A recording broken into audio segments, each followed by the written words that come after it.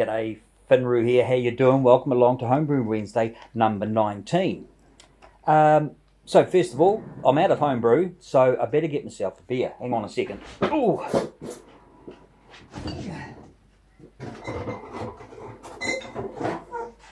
There we go. I bought myself a box of Tuatara mixed bottles the other day, and they have different types, obviously being mixed. This one here, it was a Roughneck Hazy IPA, 6.6%. Very nice, very nice beer. So I'm just trying a few others. Actually, I had a Wigram Brewery strong IPA, double IPA, which was very nice the other day, and it had the old Moteri hops in it, which was really awesome. So, better get a glass. Actually, haven't been drinking out of the glass to save washing up. Yeah. Okay, so this is a very nice Jetpack. Was the Wigram beer? It was on the tip of my tongue. You need to slow down sometimes. You know what it's like. So I went into. I've been researching and getting the recipe for the Stoneys peanut butter stout. Cheers. Ooh, it's got a beautiful. It's the Tuatara Hazy IPA. I've seen hazy, but I don't really care. Plenty of bubbles there. What we do, nice. It's got a beautiful peach aroma. That's what I'm smelling, peach. Ooh, and something else that I can't quite put my finger on anyway. So cheers. Here's looking up the kilt, as the Scottish would say. Nearly beat the All Blacks, I would have to say, the other day. We got through by the skin of our teeth.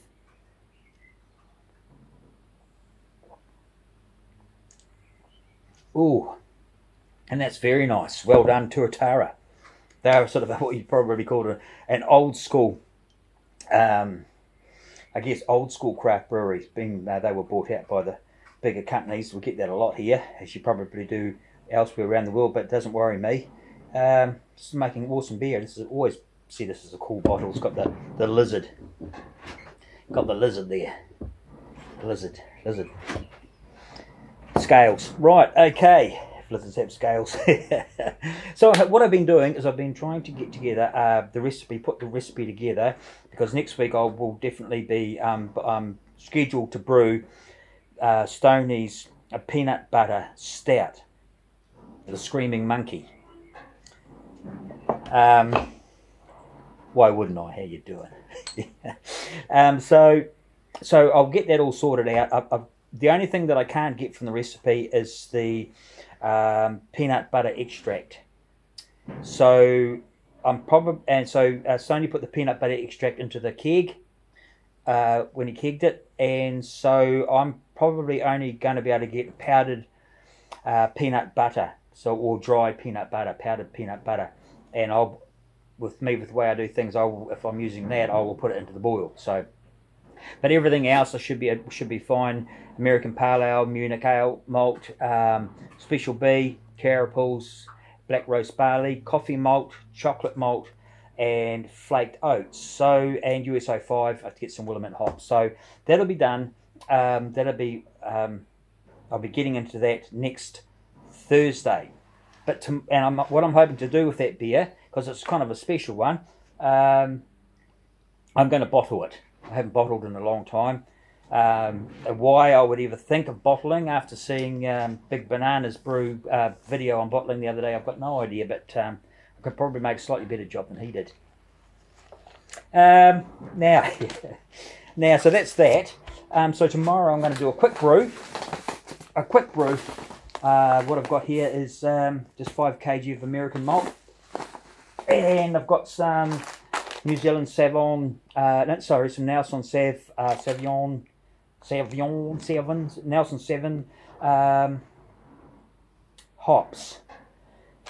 So I'm going to do a kind of a. I was thinking about doing a smash, a single hop, single malt, but I may actually put some. Moteti hops in that, and maybe a little bit of Fuggles as well. We'll just see how the day rolls. But it's just going to be a quick brew, and I'll get that kegged. I actually have to ring up Jared at the homebrew store just before. Said, "Oi, I need to get another fermenter because I've got the diabastard in there, and that's just finished. So I'm going to throw it into the kegging fridge, which has no beer in it. So I'm going to throw that in there to cold crash it, and then tomorrow I'll be doing this pale. I'll be doing that, and there'll be another brew. Boom, bang, buy a new fermenting bucket, put it in there, can start fermenting. And then after cold crashing for about 3 or 4 days, I will then keg that, and then I'll have that plastic bucket ready to go for next week for the Screaming Monkey Peanut Butter Stout. So that's a lot on. I'm really enjoying it. I'm actually having quite a good run. My fatigue's been quite manageable just of late. So we'll just see how we go. I haven't been probably this good for a long time. Really enjoying it actually, and really embracing it without overdoing it. But it's okay. So that's what I'm up to. So Thai Bass is there, going to cold crash. Tomorrow brewing the simple 5 kg of pale malt. And then into the new fermenter tomorrow, into the fridge, and then next week the Stoneys Screaming Monkey.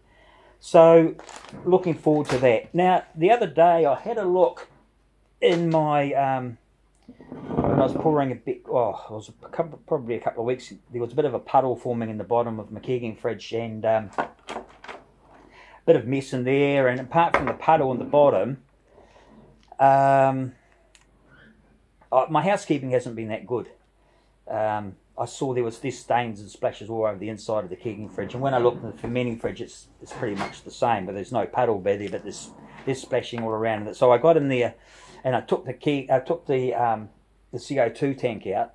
And did you know that? Well, I didn't realise how bad the CO2 shortage in the world is. My wife, she likes to drink Schweppes tonic water. Yeah, she likes the Schweppes tonic water. Can't buy it. Made by Coca-Cola apparently. And I went into the dairy there just a few days. Well, that's what we call a sort of a convenience store. We call it a dairy. Don't know why. You can buy milk there. Now, so I said to the lady, lovely lady, Indian lady behind the counter, I said, can't seem to get Schweppes anywhere. What's going on with that? You know, even at the supermarket I can't get it. In the shop, and the shelves are empty. She said, oh, CO2 shortage. I said, really? She said, yeah, Coca-Cola are only putting out what they're really selling. They're putting their, well, this is what she said, putting their, into actual Coca-Cola and doing it like that. So Schweppes, we can't get Schweppes tonic water, did I say? Yeah, tonic water. So that's interesting, isn't it? The world's funny if you can't get any CO2. So talking about, anyway, I was just about to change my subject again, but anyway, so this is what caused the fault, and I had a good look at it here, and I won't show you too close up. There's a bit of leakage around this actual unit here. This here seems to be fine. When on close investigation, there's a bit of a leak in there, and so I thought, right, what I'm going to do is I'm going to replace the whole lot. Just take that off, clean out the kegging fridge, clean it out, sanitize it, get it all back to good, and change my hoses, because even though I could just change the leaking part, it's not going to stop leaking until I change all the parts, right? So I went and saw Jared today, and I got some new hoses. Push those in nice and tight because he left them loose for me, as you saw me struggling with one. And I've got this new quick disconnect here. So we'll put that on, and then see. I think the thing is that what happens is you kind of wait until there's an issue, don't you? You wait until there's a problem. Well, really, we should have a schedule on our in our fridge to say we're going to change these every year. Probably not a bad idea. That's probably quite a good thing. So every year when it comes up, you say, right, for the amount that it costs, and saving a leakage in the fridge and spillage and just general carnage. So that's what I'm going to do it. And also I'm going to the gas line. I'm going to take the gas line off, and the clips. I'm going to replace those as well, and they can be done yearly as well, because you know plastic does get brittle after a while, especially if it's under pressure, and eventually it's going to get brittle, and it only means that it's only going to take for you to catch it on something or yank it tight, and it's going to split, and then it's all gas all over the show, and if there's a tiny leak there, you're going to lose all your gas overnight. So that's my plan. That's what I'm doing. I'm going to try and keep on top of my housekeeping and my kegging fridge and my sanitation and my fermenting fridge. Now, just talking about, hang on, I better have another sip of this beautiful beer.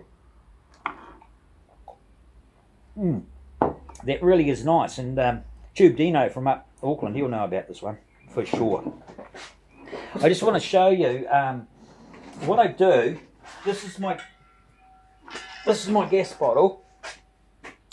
So it's quite I can't remember what it is, what size it is, but it's this size. Okay. Now, around this way. Yeah. So I hire this bottle. I don't buy the bottle. And I didn't actually, I didn't do it because I thought this was the best idea. And I don't know if it's the best idea, but it's just what I do. So I'll just tell you what happens and what the benefits are of hiring a bottle from your local gas supplier. So what I've done is, what I do is I hire the bottle for $12 per month. So every month I get a bill, it comes through on the email, and so I pay it online, and that's hire for the bottle. And then when the bottle's empty, I take it in, and it lasts me about 1.5 years, maybe nearly 2 years. I take it in, and I get them to fill it. They exchange it for a full one, so it's another bottle. It's all been fixed and tested and all good to go. So it's past its warranty, so it's a warranty fitness, so to speak. And so then they fill it up for me, and that costs me, I think this one costs $60. So you do the maths, and it's probably more expensive to do it like this, but the bottles aren't cheap. And also you have to make sure that you get them serviced. Don't know how often it is that you get them serviced, have to get them serviced or replaced or whatever. But for me, I find that it's hiring the bottle is the best way to do it. So, you know, $12, was it 12? 12 is 144, is that right? So it's $144 a year, if my maths is right. And then $144 a year for hire, and then $60 on top of that. So you're looking at $200 a year. You might go, wow, that's expensive. But when you think, I think you're paying for a bottle this size, you'd be paying, I mean, obviously you can get cheaper ones here and there, but I saw one, I think it was $390, which was half the size. I think that was about right. So $395 for half the size. And then you still got to get it filled up with gas, and then you still have to maintain it. So probably in the long run, it's a lot cheaper to buy your own, but at the same time, it has benefits from hiring it. So it's you know, I mean, it's up to you what you do, but that's what I do, and it works for me. Maybe one day I might buy my own bottle and maybe we'll see what happens. So there you go. That's what I do. Put it down. So yeah, maintenance is the key at the moment. Putting some brews away really quickly, and tidying up my act, making sure that my fermenting fridge and my kegging fridge are up to spec. Looking forward to brewing this quick easy brew 5 kg of American malt tomorrow. Should go well. Just USO5, and she goes in the thing. The only thing I have to do is zip away. I'll zip away when I'm doing my mash. When I'm doing my mash, 80-minute mash, I'll go away and then I'll see Jared and pick up the fermenting bucket, and then should be good. So that's it from me for today. Just wanted to give you a bit of an update on what I'm doing. Always trying to improve and I say improvement, keeping my equipment up to spec, and I just have let it slip a little bit. Just come up with the idea of home maintenance, preventative maintenance. When you're at work, you have some certain preventive maintenance scenarios that you go through to make sure that things don't break whilst you're in production. So that's what I'm doing. Yeah, got some whole new seeds here: onions, broccoli, sage, rosemary, silver beet, and beans, which I'll be growing into seedlings. And I've been selling them for the Buddhist Centre, and I've just put it online and just started. So that's really exciting, and hopefully we can raise a little bit of cash and keep the place going, because it's really enjoyable. Anyway, I really love it. Anyway, take care, everybody, and cheers. Take care.